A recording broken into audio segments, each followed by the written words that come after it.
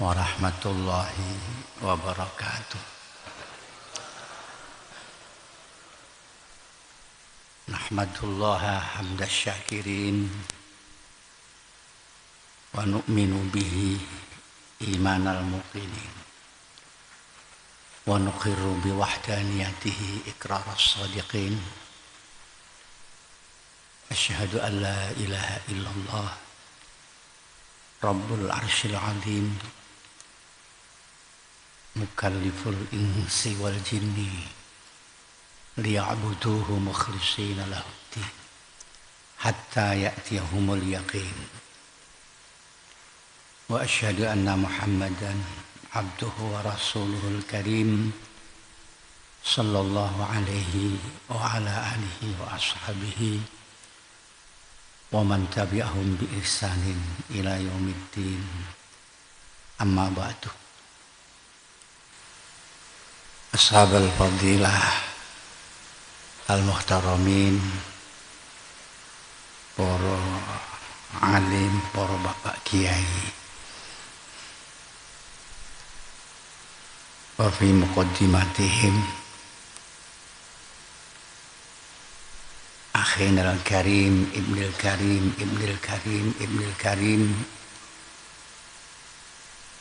ya Haji Tad Yasin Maimun Zubair sebagai tamu kehormatan kita,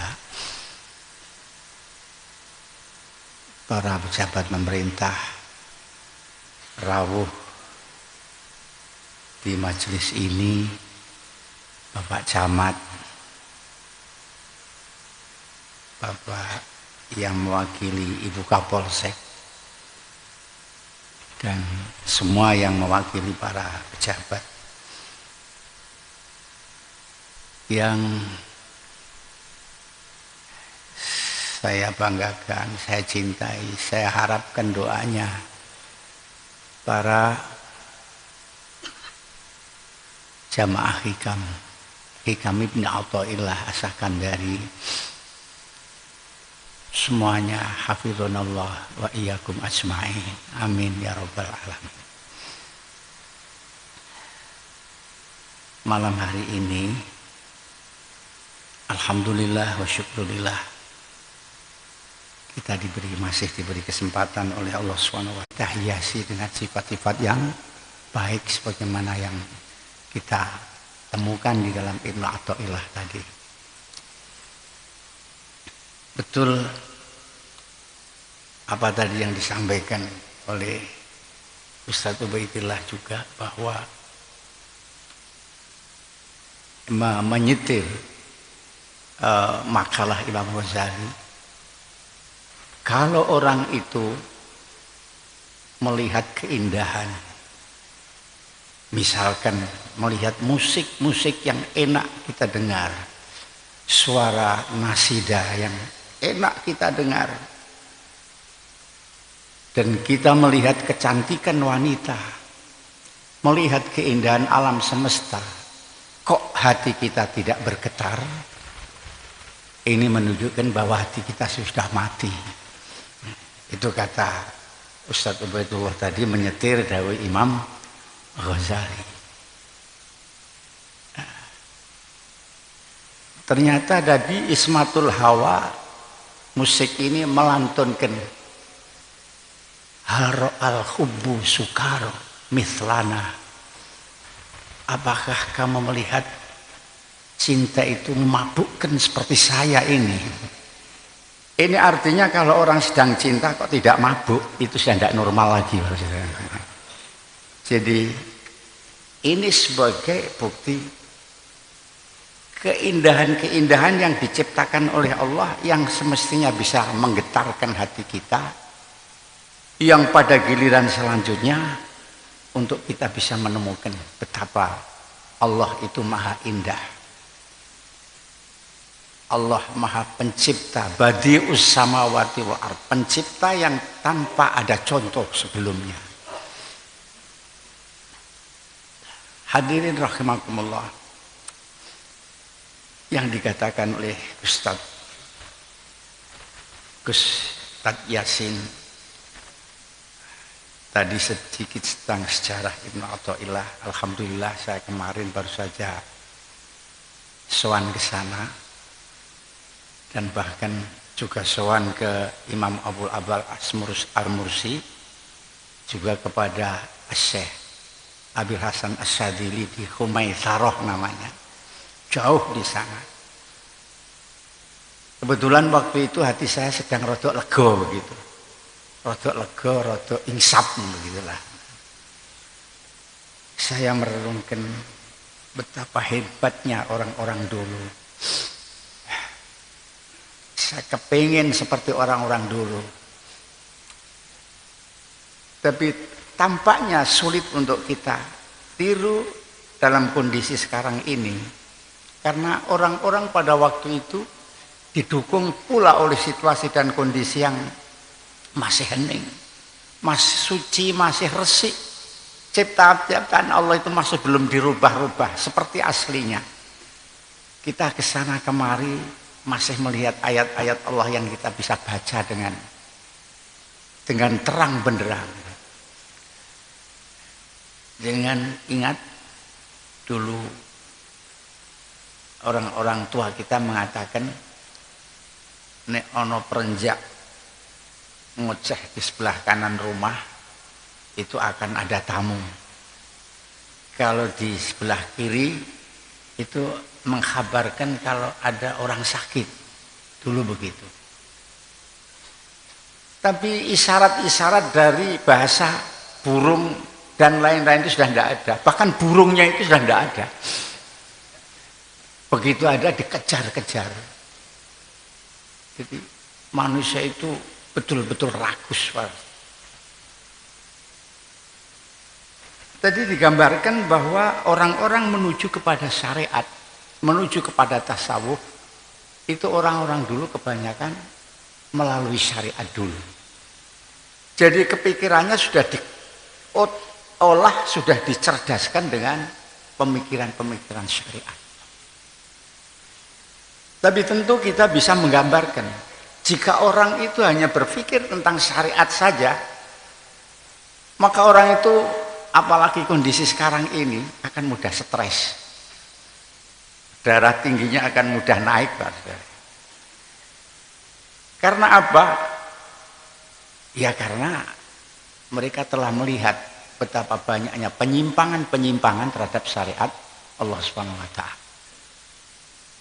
Kemudian dengan kita memasuki dunia hakikat, dunia tasawuf, ini kita punya pengalaman yang lain, pengalaman di dalam batin kita, sehingga apabila kita kawinkan antara syariah dan hakikat, ini akan menjadi suatu kekuatan yang bisa membuat kita ini orang tangguh.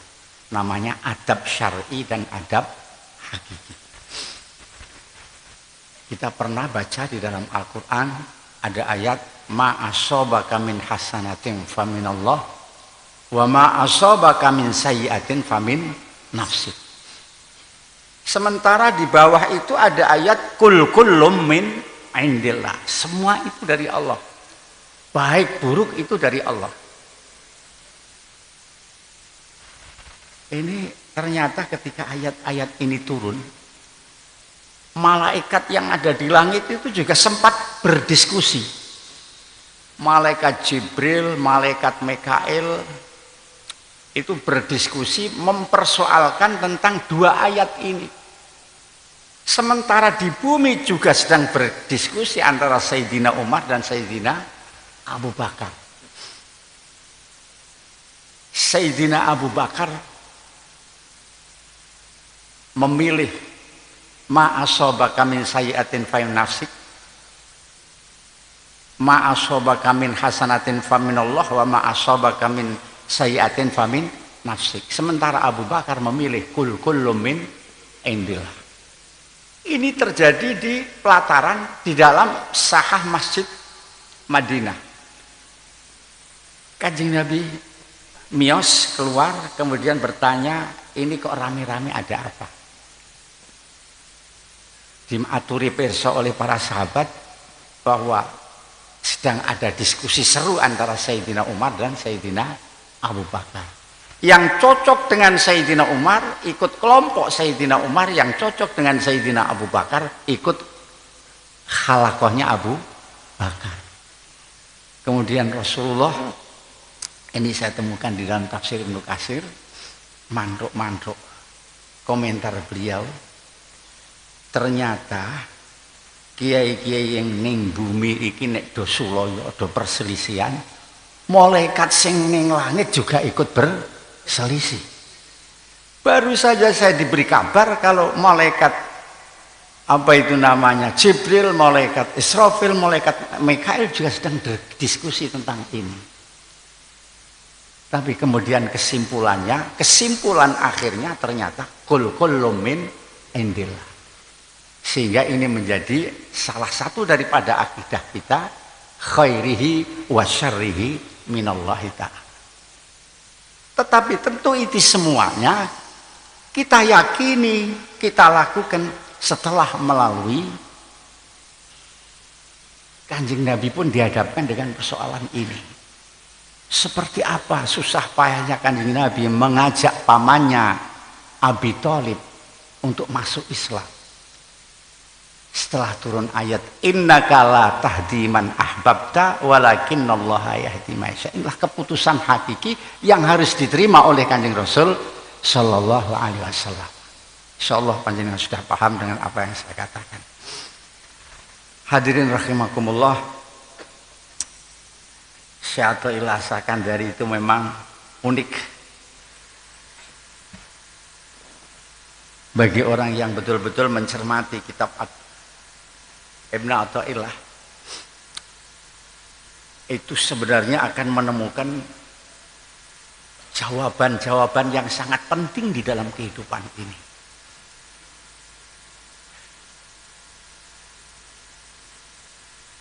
Secara jujur, nek awake gelem mikir, itu banyak menemukan hal-hal yang muskilat di dalam kehidupan ini. Hal yang rumit kita pecahkan di dalam kehidupan ini. Baik itu yang sifatnya spiritual maupun sifatnya material, sifatnya kauniyah atau sifatnya batiniah. Sering kita temukan hal itu. Tapi alhamdulillah dengan kita membaca hikam, sedikit demi sedikit bisa terurai. Karena masalah-masalah yang sebenarnya itu sulit oleh Syekh Ibnu Athaillah disederhanakan sehingga kita gampang memahaminya. Masalah-masalah di dalam kehidupan ini. Ya, misalnya contoh gampangnya, pangeran niku ono, buktine pangeran ono, anane alam semesta ini. Nah, kalau kita mau berpikir dengan cermat, ketika kita membuktikan keberadaan Allah dengan keberadaan alam, pasti Allah tidak akan lepas dari sifat Rahman, Rahim, Qahar, Jabbar dan seterusnya. Itu pasti. Karena di dunia ini penuh rahmat Allah, penuh belas kasihan dari Allah. Tapi juga banyak tidak sedikit hal yang sifatnya itu memaksa, yang tidak sesuai dengan kehendak kita. Dan seterusnya di dalam perhelatan kita hidup ini.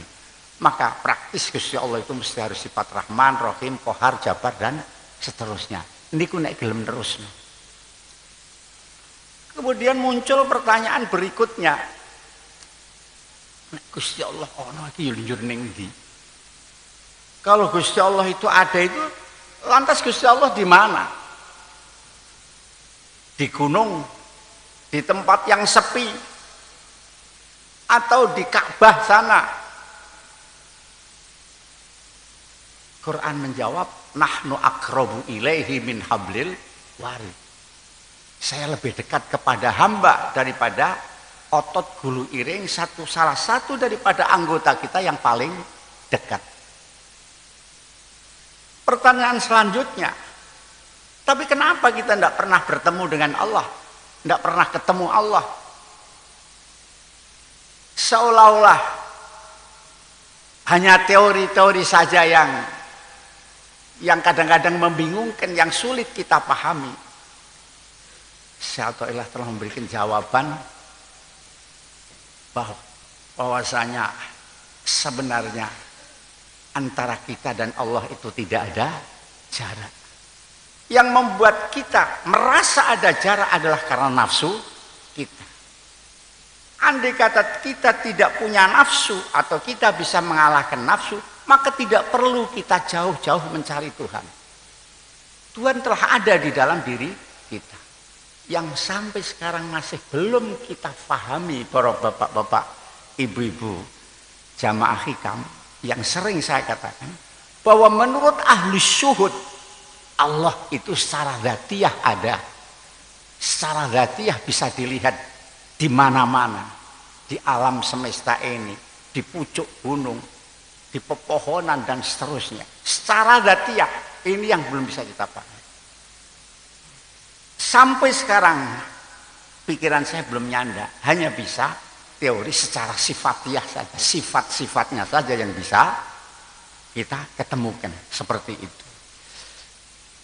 Maka pada pelajaran-pelajaran berikutnya Syekh Athaillah jelas mengatakan bahwa saya tidak khawatir kalau sampean itu nggak ngerti tentang hak dan batil, apalagi murid-murid hikam di Al-Itqan ini tentu sudah paham antara itu hak, antara itu batil, itu salah dan benar, yakin sudah paham.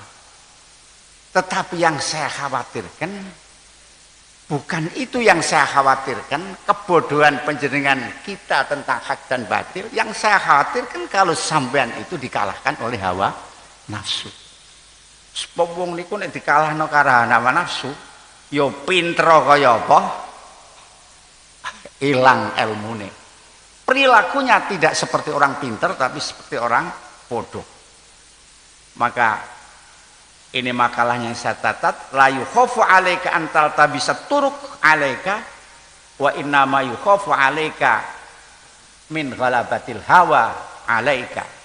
Tidak saya khawatirkan kalau jalan itu menjadi kabur bagi kita, karena sudah jelas dan kita sudah sering ngaji dari YouTube, dari mana-mana. Tetapi yang justru saya khawatirkan apabila sampai kita dikalahkan oleh hawa nafsu. Sudah, kalau kita dikalahkan oleh nafsu, kita bodoh, betul-betul geblek kita. Sekalipun kita punya titel profesor, nek nafsune iku kalah, nek nafsune iku menang, hilang. Tidak ada artinya sama sekali. Ini terbukti dan nyata sekali di kanan kiri kita. Orang-orang yang melakukan korupsi, saya yakin dia tahu korupsi itu haram. Saya yakin dia tahu bahwa korupsi itu menyengsarakan rakyat. Dia ngerti kalau ini sampai konangan dia akan dipermalukan sampai sepanjang hidupnya. Tapi kenapa dia lakukan? Karena dia kalah dengan nafsu. Begitu juga orang yang minum narkoba, saya tahu mereka sudah sering diingatkan oleh dokter itu akan merusak kesehatan. Tapi kenapa dia lakukan? Karena dia dikalahkan oleh nafsu dan seterusnya.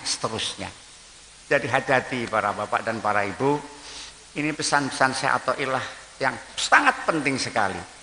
Bahwa lawan kita utama, kerjaan kita utama sekarang ini adalah bagaimana kita bisa menepis, bisa melemahkan hawa nafsu kita. Kalau memang kita betul kita bisa, insya Allah akan cerah, akan terang benderang apa yang dikatakan di dalam Syekh Ibn Athaillah. Nah inilah maka judul tema di dalam khataman ini, marilah kita bareng-bareng menjawab sebuah pertanyaan. Insya Allah yang tadi saya katakan, persoalan yang sulit akan menjadi gampang, akan menjadi sederhana. Karena itu kuncinya ada pada pengetahuan kita tentang siapa Tuhan dan siapa aku. Kalau kita tidak tahu siapa diri kita, siapa Tuhan, persoalan akan selalu muncul, akan selalu bertanya-tanya terus. Di dalam kehidupan kita akan dipenuhi dengan pertanyaan yang tidak akan selesai. Ada satu lagi menarik, ya semestinya menarik semua itu di dalam Ibnu Athaillah. Bahwa keputusan Allah, kehendak Allah itu tanpa sebab. Tidak ada kaitannya dengan sebab. Kalau toh kita mengkaitkan dengan sebab, itu sifatnya hanya adab syar'i saja, Bapak-bapak dan Ibu sekalian. Kenapa orang itu mati? Karena terlambat dibawa ke rumah sakit. Ada yang mengatakan, nek pakmu iki kok gone rumah sakit awit wingi, gejalane sithik-sithik iku urung mati saiki iki. Gandeng kowe wingi telat ya anak pakmu saiki mati. Itu bagi Allah ndak ada. Ilat-ilat kayak begitu ndak ada. Jadi kehendak Allah itu tidak terkait dengan sebab. Oleh karenanya kita banyak menyaksikan anak kecil mati, orang tua mati. Orang sedengan mati, wis kudune mati, wis tuwek orang mati-mati seperti saya ini. Ya karena apa? Karena kehendak Allah itu tidak harus diilati, ora kudu disebabi. Itu akan dengan otomatis. Nek sekali lagi nek kita mengilati sebabe, memang kita berdialog atau berdiskusi dengan argumen bahwa hidup ini adalah tidak lepas dari sabab dan musabab, begitu kan? Tetapi kalau Allah itu tidak ada sebab. Bagi Allah tidak ada sebab. Kalau sampean masih menanyakan sekarang, berarti kemarin ketika ngaji ngantuk nih berarti. Nah seperti itu. Jadi banyak sekali makalahnya yang berkaitan dengan masalah itu. Kemudian bahasa yang sederhana lagi yang disampaikan oleh Mbah Kiai Ibnu Athaillah As-Sakandari. Ini sungguh menarik, enak menarik, tapi nek dipikir-pikir ya abot. Mata ja'alaka fil zahir mumtasilan li amrihi wa razaqaka fil batin al istislama li qarihi faqad a'zamal minnata alaik. Kapan secara lahiriah kowe wis didadekno dening Allah menjadi orang yang taat perintah-perintahnya, menjauhi larangan-larangannya. Sementara batin kita ini sudah pasrah penuh total dengan kehendak Allah, maka Anda sudah mendapatkan minnah yang sangat agung. Enteng kan itu? Jadi zaman kau sholat wis sholat, kon menjauhi hal-hal yang haram sudah zaman jauhi. Sementara kalau terjadi apa-apa sampean tafwid kepada Allah, taslim pada qada dan kehendak Allah. Niku sampean wis agung-agunge wong. Semakin tinggi sampean jadi wali. Jadi semua wali yang menjadi wali mesti melalui tahapan ini. Tidak mungkin menjadi wali serta-merta, enggak mungkin. Pasti ada apa itu namanya? Godokan-godokan di dalam hati yang sangat matang, yang sangat cermat. Termasuk diantaranya sekali lagi adalah melalui makalah ini. Nah, maka kita harus meyakini bahwa ilal masyiah tastanidu kulli syai' yastanidu kulli syai' wala tasnaidu hiya ila syai'. Jadi semuanya itu bersandar kepada kehendak Allah. Bukan kehendak Allah itu bersandar kepada sesuatu. Nek kowe ngene, Gusti Allah engko arep ngene. Nek kowe ngene, engko Gusti Allah arep ngene. Enggak seperti itu. Ini namanya syar'i. Kita sedang berbicara tasawuf, kita sedang berbicara hakiki. Nek sampean ora percaya, sampean iling-ilingan. Dan kehidupan panjenengan buatlah pelajaran. Wong semene akeh iki sapa sing ora pengen sugih. Sejak dulu kala wis golek ndonga ijazah piye carane sugih, tapi kenapa gak sugih-sugih sampean? Karena ya al-masyiah itu latas tanidu ila syai', tidak bersandar kepada sesuatu. Ini justru Mbah Kiai Athaillah mengatakan nilai ibadah yang tinggi apabila kepasrahan kita kepada Allah itu tinggi. Nilai ibadah kita semakin tinggi. Dulu pernah saya ceritakan, di kalangan Bani Israel ada seorang yang beribadah selama 35 tahun. Begitu sampai 35 tahun ada suara wisik somben kancamu ning swarga iki cah wedok kae sing lagi angon, sing kerjane angon wedhus. Wah, penasaran itu orang ahli ibadah. Mosok ibadah 35 tahun koncone mung trima wong angon wedhus wedok pisan. Iki wong iki kaya apa goleki dilacak takon-takonke. Ketemu. Kemudian tanya kepada tetangganya, wong wedok apa kerjane mendina? Mendinane ngangon wedhus. Sampeyan ngerti ngamali sing istimewa? Ya mboten ngerti kula niki kapan esuk ngeculno wedhuse, engko sore ngiring nggone omah bengi turu ngerti kula namung ngoten niku. Wah, semakin penasaran. Maka ditemui sendiri wanita itu dan ditanya, "Apa ngamalmu?" Niku mboten enten ngamal napa-napa. Nggih kerja kula kados ngeten mboten percados sampean tangkel-taken kalian tangga teparo. Kula niku nek esuk ngecul wedhus, nek sore ngiring wedhus ten kandang. Bengi kula kesel turu, esuk ngoten malih. Ora, sampean niku mesti ndi ngamal. Mesti ndi ngamal aja usah diumpetke bagi-bagi karo aku lah. Soalnya aku dikabari saka langit nek kowe iku kancaku ning swarga. Aku iki ibadah 35 tahun, mosok kancaku mung trima kowe sing ora ndek apa-apa. Nah, nek niki dianggep amal, nggih monggo lah. Kula niku nek ora duwe duit ora tau njaluk karo pangeran. Muga ya Allah paringi duwite mboten nate kula njaluk. Karena Allah menciptakan saya ngersakake aku saiki lagi kiri tak terima aku ridho tidak akan saya ingkari dengan wujud doa-doa tidak. Kula niku nek lara mboten nate sambat-sambat golek dokter niku mboten. Kula sadar wong aku lagi dikon lara karo Gusti. Kenapa tak tambah-tambahno? Itu artinya saya menentang dengan kehendak Allah. Aku ki nek dinyak-nyak karo wong, sekarang yo gawe aku mung angon, gak tahu aku minta pembelaan pada Allah. Maca hizib Nasor, maca hizib Bakar. Terus santri-santri saya andalane. Ndak pernah begitu. Saya terima, memang orang seperti saya sangat pantas untuk dicaci maki.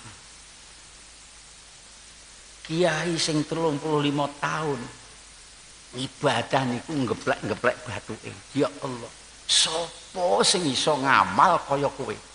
Aku dhewe wing ibadahku kaya ngono tapi ora iso kon kaya kowe. Enten mriki sing saged? Ndak ada, terutama wong wedok-wedok ora bakalan iso. Jadi ini artinya bahwa nilai yang utama menurut kacamata Syekh Athaillah As-Sakandari adalah kekuatan kepasrahan, kesungguhan kepasrahan kita kepada Allah Subhanahu wa taala. Sampai-sampai dikatakan wong iku nek wis duwe pikiran kaya ngono niku pun mboten enten barang sing dikhawatirke, sing diwedeni niku mboten enten. Kita ini sering resah, kita ini sering gelisah, sering galau. Karena kita tidak meyakini bahwa di dalam sesuatu yang terjadi itu di sana ada Tuhan. Di sana ada Tuhan yang mengendaki. Inilah yang membuat kita itu sering galau. Anak kita mati kita susah. Kadang-kadang susah kita berlebihan. Kita tidak ingat bahwa matinya anak kita itu karena memang di situ ada Allah yang menghendaki. Kula nembe mawon ngandani wong wedok ditinggal bojone. Nangis gak barbar. Wis 7 dina niku jek nangis gak barbar. Ya. Kowe iku urung weruh bahwa Allah itu ada di dalam setiap kejadian ya ono. Enggak mungkin ada kematian tanpa di situ ada kehendak Allah. Nek kowe paham tentang itu dan sadar, insya Allah ndang mari. Wis to wis ndang diilangi. Kowe Gusti Allah wis kehendak Allah. Wis lakukan masa idahmu arba'ata asyuri wa asra. Bar kowe macak golek bojo meneh. Sering-sering donya, ndring donga Allahumma khluf khairam minha. Sering donga ku ya ono ya. Nggih pun yai nggih. Ini pernah terjadi kepada Ummi Salamah nalikane ditinggal oleh suaminya, Kanjeng Nabi takziah marai donga, Allahumma khlifli fi musibati Allahumma ajurni fi musibati wa khluf li khairan minha. Kon maca kuwi Ummi Salamah, wah kok muga-muga paringi ganti sing luwih apik. Munggahku paling apik ya bojoku kuwi sing mati, ndak ada yang lebih baik. Begitu rampung idahne dilamar karo Kanjeng Nabi. Sapi-api wong masih tetap apik Kanjeng Nabi. Dan itu diantaranya. Jadi kalau kita masih merasa gelisah, masih merasa takut terhadap sesuatu yang terjadi, masih merasa kecewa, itu kita belum yakin betul kalau Gusti Allah itu ada di situ. Gusti Allah itu yang menghendaki itu semuanya. Siapa orang yang berani menentang, yang tidak ridho dengan ketentuan Allah? Maka kembali, kalau kita ingin beribadah yang lebih baik, di samping imtisal bil awamir wal istinab anin nawahi, jangan lupa tingkatkanlah taslim dan tafwid kita kepada kehendak Allah Subhanahu wa taala. Seperti cerita Abi Tolhah dan Ummi Sulaim ketika anaknya sakit, Abi Tolhah pamit pada istrinya, saya tak golek obat sik nok. Insyaallah engko selok engkas aku bali. Di tengah-tengah Abi Tolhah mencari obat, anaknya itu mati. Anaknya itu mati, dikemasi sendiri, dikemasi sudah, ndak ada orang ngerti. Hanya 1-2 yang dipesan kowe nek ana Abu Tolhah bali takon kowe aja kondo-kondo. Dikemasi lantas diletakkan di kamar sebelah tidurnya Abi Tolhah dan Ummi Sulaim itu. Ketika Abi Tolhah datang, tanya kepada istrinya Ummi Sulaim, piye keadaannya anakmu? Alhamdulillah tenang Kang Mas, saiki tenang banget. Nah, nek mung ngono tok, ora kaya sebaene, ora kaya biasane Ummi Sulaim iku. Biasane gak macak niku macak kados biyen kayak nganten anyar. Kemudian mempersiapkan menu hidangannya makan sore itu juga pakai menu hidangan yang menarik-narik syahwat lah kemana. Akhirnya dengan mesra malam hari terjadilah kumpul antara Abi Tolhah dan Ummi Sulaim. Setelah rampung, Ummi Sulaim dadak muni ngene, Kang, saman upamane nyilih barangnya wong atau disilihi, kemudian barang itu diambil yang punya, saman entuk apa ora? Ya jelas entuk. Sampean ana takon kaya ngono, kowe ngerti ngono kan ya saka nggonku to. Kok mang takon-takon ngono. Ngene Kang ya. Anakmu saiki wis mati. Aku muni tenang iki krana wis mati kuwi tenang. Wis ora nangis meneh, wis ora obah meneh, wis tenang di hadapan Allah Subhanahu wa taala. Abu Tolhah nesu. Ya ngono sing Nduk, tapi ya aja pas gobres ngene iki kowe kan. Mbak ya awit mau terus Abu Tolhah lari, gampangane cepetan ngene Kanjeng Nabi matur soal kejadian ini. Rasulullah itu mesam-mesam mbek ngomong, kowe mesti mau bengi kumpul ya karo bojomu ya. Belum cerita panjang itu sudah begitu. Muga-muga kowe diberkahi dening Allah Subhanahu wa taala. Jadi kumpul dalam kondisi seperti itu malah untuk berkahi sangka Gusti. Engko dicoba ya bubu ya. Jadi ini artinya pelajaran ini mari kita kuatkan di dalam hati kita. Kita kuatkan betul bahwa semua yang terjadi itu tidak lepas dari kehendak Allah. Berarti Allah ada di dalam peristiwa itu. Peristiwa apapun berarti Allah ada di situ. Kalau ini peristiwanya jelek, jangan dibicarakan karena kita harus pakai adab hakiki. Ini tadi yang saya katakan kaitannya dengan apa yang saya katakan di atas tadi. Beginilah ya apa yang bisa saya sampaikan sebagai penutup di dalam pengajian Ibnu Athaillah ini, insya Allah tetap kita ulang lagi, tapi setelah kita melewati 2 hari Ahad besok, kemudian kalau tidak salah Ahad besoknya sudah masuk di November, kemudian Ahad berikutnya kita baru masuk bareng. Insya Allah kalau yang kemarin betul-betul berpikir tentang makna kajian Ibnu Athaillah ini akan menemukan satu kesan yang berbeda, yang lebih asik, yang lebih menyenangkan dan lebih menenangkan insya Allah. Nah, begitu Bapak Ibu sekalian, kita bersyukur juga bahwa kita telah dihadiri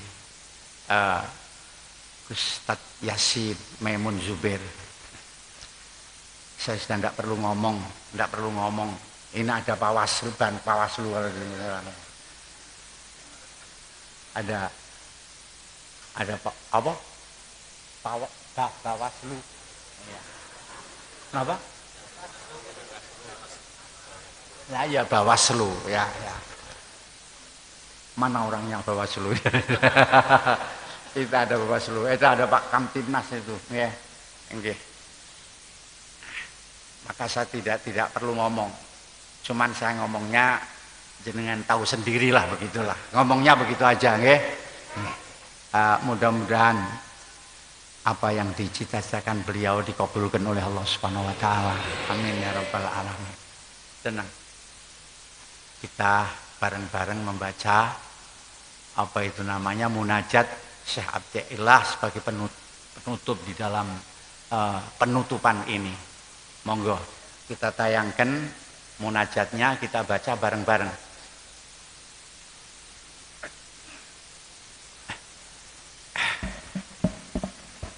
Monggo. Bismillahirrahmanirrahim. Ilahi anal faqiru fi ghinaya, fa kaifa la akunu faqiran fi faqri. Ilahi anal jahilu fi ilmi, fa kaifa la akunu jahulan fi jahli. Ilahi inna ikhtilafa tadbirika wa sur'ata khululi qadirika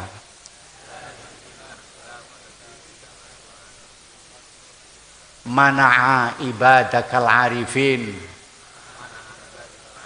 anis sukuni ila atta wal ya'si minka fi bala. Ilahi minni ma yaliqu bilu'mi wa minka ma yaliqu bikaromika. Ilahi wasafta nafsaka bil lutfi warra'fati bi qabla wujudi du'fi afatamna'uni minha ba'da wujudi du'fi. Ilahi in zahratil mahasinu minni fa bifadlik walakal minnatu alayya wa in zaharatil masawi minni fa bi'adlik walakal hujjatu alayya. Ilahi kaifa taquluni ila nafsi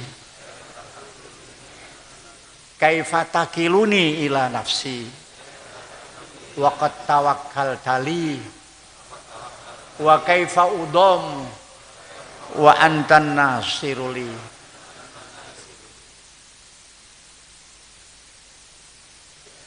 Udah sekian, udah cukup. Subhana rabbika rabbil izzati amma yasifun wa salamun alal mursalin walhamdulillah. Alhamdulillah. Mudah-mudahan kita lambat laun mendapatkan futuh dari Allah Subhanahu wa taala. Biasanya kalau anak-anak santri ketika masih di pondok atau mungkin karena masih ada gurunya, dia merasa bodoh, hatinya merasa tertutup. Tetapi ketika sudah sampai di rumah, justru di situ akan mendapatkan futuh dari Allah Subhanahu wa taala. Sungguh pun kita bingung, masih piye-piye, nanti pada suatu saat Allah akan membukakan hati kita. Amin ya rabbal alamin. Cukup sekian. Allahumma ya Allah ya rabbal arsyil azim, ya rabbal arsyil karim, ya kashifal gham, ya mufarrijal ham, ya mujibat da'watil muttarrin, ya rahmanat dunya wal akhirah wa rahimahuma, irhamna fi hajatina bi qada'iha wa najahi ya rahmatan tughnina bi amman siwa. Nas'aluka ya Allah mujibati rahmatika wa azaima maghfiratika wal ghanimata min kulli birrin was salamata min kulli ismin. Allahumma anta tasma'u kalamana wa anta tara makanana wa anta ta'lamu sirrana wa alaniyatana wa la yakhfa 'alaika syai'un min umurina faqbal ma'dhiratana wa anta ta'lamu hajatina fa'tina su'alana. Nas'aluka ya Allah imanan yubashiru qulubana wa yaqinan shadiqa hatta na'lama annahu la yusibana illa ma katabta 'alaina wa rabbina bima qasamta lana ya dzal jalali wal ikram. Allahumma ij'al sayyi'atina sayyi'ati man ahbabta fa innas sayyi'ata ma'al hubbi minka la tadur wa la taj'al hasanatina hasanati man abghadta fa innal hasanata ma'al bughdi minka la tanfa. Allahumma aslih lana dinana alladhi huwa ismatu amrina wa aslih lana dunyana allati fiha ma'ashuna wa aslih lana akhiratana allati ilaiha ma'aduna waj'alil hayat ziyadatan fi kulli khair, ziyadatan fi kulli khair, ziyadatan fi kulli khair. Yassir lana ya Allah mutaba'atas shalihin wa adim lana barakatihim. Ya Allah yassir lana mutaba'ata Asy-Syaikh Ibnu Athaillah Sakandari, Asy-Syaikh Al-Mursi, Asy-Syaikh Abil Hasan Ali Abil Hasan As-Sadili wa adim lana barakatihim wa alhiqna fi sumratihim wahdina hudahum wa afid alaina min karamatihim bi rahmatika ya arhamar rahimin. Aghnina bil ilmi wa zayyinna bil hilmi ya Allah wa akrimna bit taqwa wa jamilna bil afiyah. Allah ya mukhawil al hawli wal ahwal hawil halana ila sanihal. Na'udzubika min ilmin la yanfa'u wa qalbin la yakhsha'u wa du'ain la yasma'. Rabbana atina min ladunka rahmatan wa hayyi' lana min amrina rasyada. A'inna ya Allah ala dzikrika wa syukrika wa husni ibadatik. Wa sallallahu ala sayyidina Muhammadin nabiyir rahmah, nabi syafa'ah wa ala alihi wa sahbihi wa baraka wa sallama walhamdulillahi rabbil alamin. Para jamaah yang kula mulyakaken, niki mangkin wonten bancaan, sedaya nderek bancaan nggih. Wis senajan sak puluhan rong puluhan, senajan ora enak rasane, sampean kudu ngrasakno. Sebab ini untuk tanda tasyakuran kita, sekaligus ini sudah dipenuhi dengan harapan-harapan dan doa-doa. Datang para tamu undangan, wabil khusus Akhinul Mukarram Kiai Tad Yasin untuk diajak bareng-bareng dan rombongan ke Joglo. Monggo dari saya sekian dan terima kasih kepada Ika Ismatul Hawa. Monggo silahkan jamaah Ibnu Hikam yang selama ini muyeng mutek mikir Ibnu Athaillah jenengan hibur so enak-enaknya nggih. Monggo dari saya cukup sekian. Assalamualaikum warahmatullahi wabarakatuh.